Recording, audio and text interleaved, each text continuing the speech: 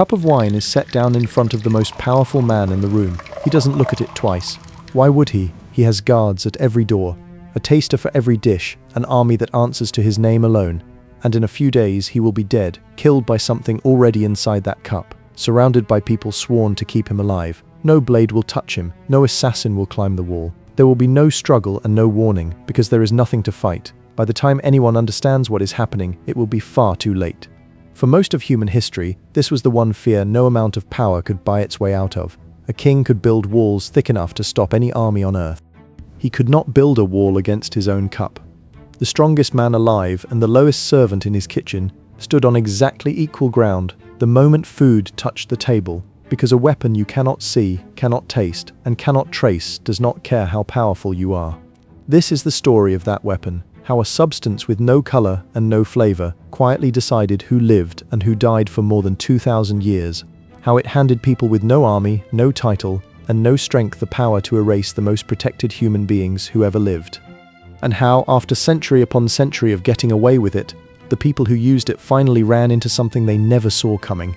Not a guard, not a law, but one quiet experiment in a small French courtroom that dragged the invisible into the light and ended the perfect crime forever. But to understand that ending, you have to start somewhere. Poison wasn't a crime at all. It was a profession. And the most successful practitioner that profession ever produced was a woman who sold death disguised as a bottle of face cream, a woman who, 400 years later, we still cannot prove ever truly existed. Rome, the middle of the 1600s, if you were a married woman in that city, your life was not your own. You couldn't divorce, you couldn't hold property in any way that mattered. If your husband beat you, the law shrugged. If he drank the family into ruin, you starved beside him. You'd been handed to him in a contract you had no part in writing, and there was exactly one event that could ever set you free from it: his death. So the story goes that there was a woman you could visit, quietly, through a friend of a friend. She sold cosmetics, oils and creams, the ordinary things any respectable woman kept on her dressing table. Her name, the legend says, was Giulia Tofana. On her shelf sat a small glass vial. Beautiful. It carried the image of a saint and a pious little label that read Manna of Saint Nicholas, the name of a real healing oil people used at the time for blemishes. A bottle like that could sit on any woman's vanity, between the perfume and the powder, and no husband alive would look at it twice. But what was inside was not for the skin. A few drops in his wine, then nothing for days. The first dose brought only tiredness, a heaviness any hard-working man would brush off. Days later, the next, a sour stomach, a thirst he couldn't quench, a sickness that looked exactly like a dozen ordinary illnesses that killed people all the time. The decline was slow enough that he had time to call a priest, settle his affairs, and make sure his loving wife would be cared for once he was gone. By the third or fourth dose he was, and the widow walked away with the inheritance, the sympathy of her neighbors, and not one mark on her. That was the genius of it. Not the killing, anyone can kill. The genius was that there was nothing to find, no wound, no struggle. Just a grieving wife and a dead man who got sick the way men always got sick, because a poison is only as good as the secret that hides it. Remember that woman. We're coming back to her, and the truth about her is stranger than the legend. But first, you need to understand why a bottle like that could exist at all. Why, for thousands of years before her and centuries after, poison was the one weapon the powerless could turn on the powerful and actually win. Every other way to kill a king has the same flaw. A sword means getting past the guards. A spear means getting close. An army means thousands of men, mountains of money, and the willingness to die in the open. Violence out loud is a rich man's game. It rewards the bigger force, the better armor, the deeper purse. Poison rewards none of that. It doesn't care how big you are, or how many soldiers stand at the door. It needs no strength and no fair fight. It needs one thing only: access, a cook, a servant, a wife, a cup left alone for 30 seconds, and suddenly the smallest, most overlooked person in the palace holds the life of the most powerful man in the kingdom in one hand. That is why, for most of history, the people at the very top of the world quietly feared the people at the very bottom of it, and nobody embodied that fear like a king named Mithridates. Mithridates VI ruled a kingdom on the edge of the ancient world, and he'd grown up watching his own family murder each other for the throne by poison. His father, it was said, was poisoned at a feast. His mother was suspected of planning the same for him. So as a young man, he did something that sounds insane until you understand the world he lived in. He began poisoning himself. A little at a time, tiny doses just under the amount that would kill, taken every day for years, slowly teaching his body to survive the one thing he feared most. Now, a lot of this is legend, polished by ancient writers who loved a good story, and we should be honest about that. But the legend has a perfect, chilling ending. When Mithridates was finally defeated and cornered and chose to die by his own hand, he reached for poison, and it wouldn't work. His body had grown so resistant that the one weapon he'd spent his whole life mastering refused to kill him. He had to ask a soldier to run him through with a sword. That's how deep this ran in the ancient mind. A king so terrified of poison that he poisoned himself every day for protection, and in the end couldn't even use it to die. And where there's that much fear, someone is always willing to sell it. In Rome, that someone had a name too, Locusta. Locusta was no myth. She turns up in the work of Roman historians as something the ancient world had quietly produced, a professional, a specialist for hire.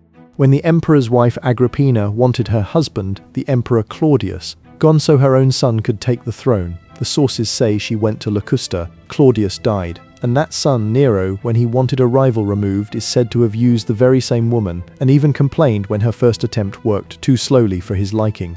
For her services, Locusta was reportedly rewarded with estates and students. She didn't just poison people, she trained others to do it. Sit with that for a second. 2,000 years ago, there was already a market for this, a career, a reputation, repeat customers. Poison wasn't the desperate act of a lone madman, it was an industry, and it had been one for a very long time before anyone in Rome ever printed a saint on a bottle of death. But all of it, Mithridates, Locusta, Tofana, depended on one thing. The poison had to work and stay hidden. A poison that announces itself is just a clumsy murder. The whole power of it lives in the disguise, and for centuries, one substance disguised itself better than anything humans had ever found. Arsenic. In its deadly form, it was a white powder. No color to betray it in a dark glass of wine, almost no taste to give it away in a rich spiced meal. It dissolved into food and drink and simply waited. But here's what made it the perfect weapon, the part that made it almost impossible to fight. The way arsenic killed looked exactly like the way nature killed people every single day.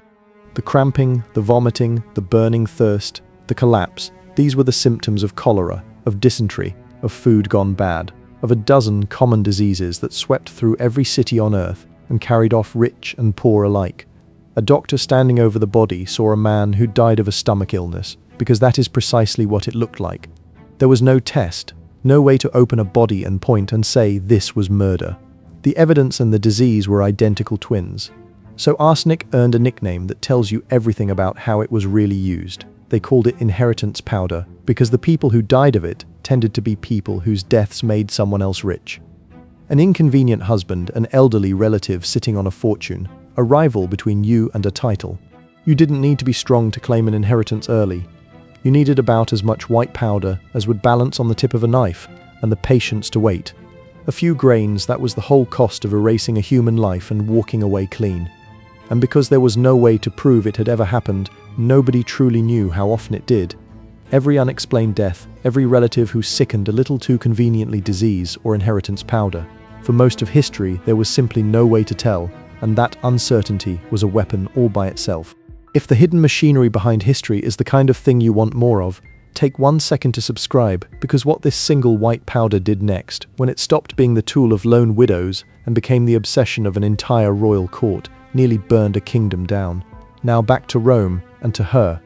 Because if arsenic was the weapon, Giulia Tofana, in the story we've been handed, was the one who turned it into a business. She didn't just sell poison, she solved every problem a poisoner faced all at once. The disguise, she dressed the poison as a cosmetic and stamped a saint on the bottle so it could sit in plain sight in any home in the city. The supply, the accounts describe a network, assistants, trusted women, and the stories say a priest with a brother in an apothecary who could quietly get what was needed. And the hardest problem of all, how does a desperate woman even find such a thing without being caught? Through other women, whispered, passed hand to hand, customer to customer. A black market built on the one thing those women had that the men around them didn't control each other. And it's said to have worked for years, husband after husband sickening and dying of what looked like ordinary illness, while the widows inherited and the bottles kept moving. The secret held, and a poison is only as good as the secret that hides it. But here I have to stop and be straight with you, because this is exactly the kind of story that gets repeated for 400 years until nobody bothers to check it, and checking it is the whole point of this channel. How much of Giulia Tofana is actually real? Less than you've probably been told. The most famous claim about her, that she confessed to killing 600 men, comes from a confession supposedly pulled out of her under torture. And a confession given on the rack is worth almost nothing as fact, because a person being tortured will say whatever makes the pain stop. The dramatic ending you'll read everywhere: captured, executed in a public square, her body thrown over a church wall. Historians can't even agree on the year, with different sources placing her death in 1651, 1659, 1730. That last one would have made her well over 100 years old. They can't all be true, most of them clearly aren't. When serious historians dig into what actually survives, here's what's left. There was a real poisoning network in Rome in the 1650s. There were real arrests, and in 1659 several women were genuinely executed for it, with dozens of their clients punished. The city really did post public warnings about a slow poison being sold in its streets. That much is documented, but the woman at the center, the cosmetic-selling mastermind with 600 victims, is far blurrier than the legend admits. The most careful research suggests she may have died quietly in her own bed, never caught at all, and that the terrifying, flawless, undetectable super poison she supposedly perfected was largely built up by later writers, each one adding a darker brushstroke until they described a weapon so perfect it almost certainly never existed in the form they claimed. Think about what that means. The legend itself behaves like a poison, slow, colorless, passed from one teller to the next, growing more lethal with every dose, impossible to trace back to its source. We can't fully see the real Giulia Tofana for the same reason her victims' killers were never caught. The truth dissolved into the wine of the story and left no mark. But whether she was one woman or a dozen, whether the number was 600 or 6, one thing isn't in doubt. In that century, in that city, people really were dying from a poison no one could detect, and the fear of it was about to climb far higher than the homes of unhappy wives, all the way to the most powerful court in Europe. France, a generation later.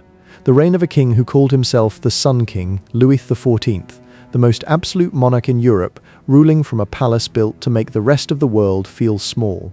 And even there, behind the gold and the guards and the spectacle of total power, the same quiet fear was waiting. It started, as these things do, with a fortune teller. In the back streets of Paris there was a thriving underground trade in things respectable people weren't supposed to want: love potions, fortunes, black magic, and for the right price, something more permanent. At the center of it was a woman known as La Voisin, who told fortunes for the rich, and the investigation would claim, sold them far darker services on the side. A rival you needed gone, a husband, anyone standing between you and what you wanted. There were people in that underworld who could help for a fee. When the authorities finally pulled that thread, the whole thing came apart in their hands. The investigation dragged on for years and swept up fortune tellers, alchemists, priests, and a shocking number of aristocrats, people from the highest families in France, accused of buying poison to settle inheritances and marriages and grudges. They called it the affair of the poisons. And it terrified the king for one specific reason. The accusations climbed so high, so close to the throne, that they began to brush against one of his own mistresses. The most powerful man in Europe suddenly had to face the possibility that the poison panic had reached inside his own household. La Voisin was executed. Others were burned, imprisoned, exiled, and the king, shaken, eventually shut parts of the investigation down and sealed the records away, because some of what it had uncovered was simply too dangerous to say out loud. Look at what we keep finding: ancient Rome, Renaissance Italy, the court of the Sun King, the same scene every time: the most powerful people on earth, wrapped in every protection money and violence can buy, and completely helpless against a few grains of white powder in a glass. For all of human history, the powerful had never once won this fight. They couldn't. You cannot guard against a weapon, you cannot detect, and then finally, someone changed that. Not a king, not an army. A chemist in a laboratory who was sick of watching murderers walk free. His name was James Marsh, and his war on poison began with a defeat that haunted him. In England in the 1830s, Marsh was brought in as a chemical expert on a murder case. An old man was dead, and the suspect was his own grandson, accused of stirring arsenic into the family's coffee for, what else, an inheritance. Marsh ran the best test chemistry had at the time, and managed to produce a result suggesting arsenic was there. But the test had a fatal flaw: the evidence it produced was unstable. By the time it reached the jury, it had fallen apart into a mess that proved nothing. The jurors saw no clear sign, nothing solid enough to hang a verdict on. So they let the young man go. The accused walked free. And then, in a detail that must have burned in Marsh for the rest of his life, The man later reportedly confessed he'd done it. He had poisoned his grandfather, and the science had failed to stop him, and a guilty killer had strolled out of that courtroom because arsenic, as always, had hidden itself well enough to win. Marsh decided that would never happen again, not to him. He spent years obsessed with one question: how do you force arsenic to show itself clearly, permanently, in a way 12 ordinary people can see with their own eyes and never doubt? In 1836, he found the answer. He built a method, an apparatus that took a sample from a body, a cup, a plate, and through a careful chemical reaction pulled any hidden arsenic out and laid it down as a thin, dark, mirror-bright film of pure metal on a piece of glass. They called it the arsenic mirror, and it changed everything, because for the first time in human history, the invisible weapon left a mark, a clear one, a permanent one you could carry into a courtroom and hold up in front of a jury and say, this was in his stomach, this was in the food, this was no disease. And the genius of it was the sensitivity. Marsh's test could catch an amount of arsenic so small it's almost beyond imagining. A tiny fraction of a single milligram, far less than enough to kill, far less than any poisoner would ever dream could be found. The few grains of powder that had hidden murder for 2,000 years were suddenly not small enough to hide from this. The perfect crime had just met its first real witness, and 4 years later, that witness walked into a courtroom in France and ended an era. The year was 1840, the place, a small town in France. The accused, a young woman named Marie Lafarge. Her story had all the old ingredients. Barely in her 20s, married off to a man named Charles Lafarge, a foundry owner who'd sold himself as wealthy and cultured and turned out to be neither, a bankrupt man in a crumbling house. The kind of marriage that, a century earlier, might have ended quietly with a sick husband, a grieving widow, and no questions asked. Charles, away on business, received a cake from his loving wife. He ate it. He fell violently ill. He went home. And over the following weeks, he sickened and died. The same slow, agonizing decline countless men before him had suffered. The one that always looked like illness and never like murder. But this time, something was different. This time people were suspicious. It came out that Marie had bought arsenic, supposedly for rats. A servant said she'd seen her stirring a white powder into his food. The old, comfortable cover story, he just got sick, wasn't enough anymore, because the world had finally started asking the question it could never answer before: can we actually look? And here's where it nearly went wrong, where this could have become one more case of a poisoner walking free. The local investigators tried to test the body, and they botched it. They weren't experts. Their equipment failed. Their results were a contradictory mess, and at first their analysis came back finding no arsenic at all. The defense pounced. No arsenic, no poison, no crime. So the court sent for the one man in Europe whose word on the subject was final: Mathieu Orfila, the founding father of the entire science of poison detection, the man who'd spent his life dragging toxicology out of guesswork and into something real. Orfila took the new method, the Marsh Test, and did what the locals couldn't. He ran it correctly, with rigor on tissue from the exhumed body. He even tested the soil around the grave, to rule out the chance that arsenic from the ground had seeped in and tainted the evidence. Closing the exact loophole a clever defense would try to pry open, and the arsenic mirror appeared. Orfila stood before the court and said it plainly: arsenic was in the body. It had not come from the soil, it had come from inside Charles Lafarge. The thing that for 2,000 years had been impossible to find had just been found, named, and proven in front of a jury by a man whose authority no one could overturn. Marie Lafarge was convicted and sent to prison.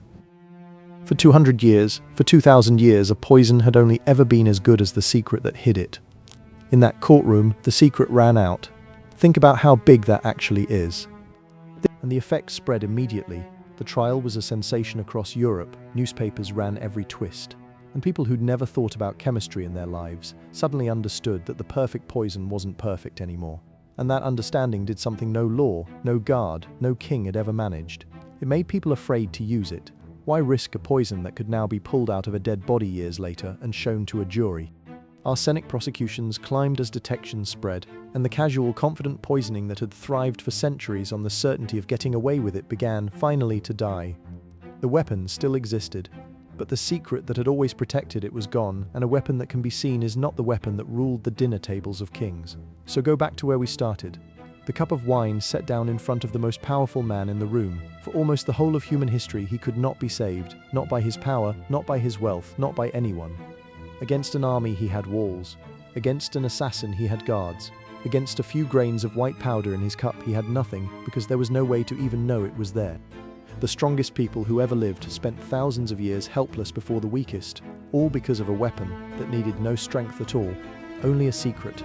That's the real story of poison, not the gruesome deaths or the famous victims. It's the story of the one weapon that flipped the oldest rule of power on its head, that let the servant threaten the emperor, the wife outlive the husband who owned her, the powerless quietly rule the powerful.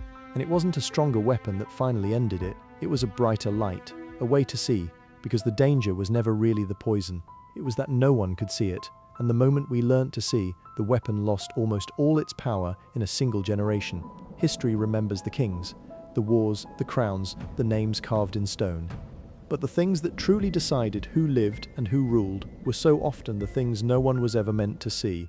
That's the ledger we're here to read. The hidden one, the one written in the shadows. This was the history of poison, the weapon that let the weak overthrow the powerful right up until the moment we learned to look.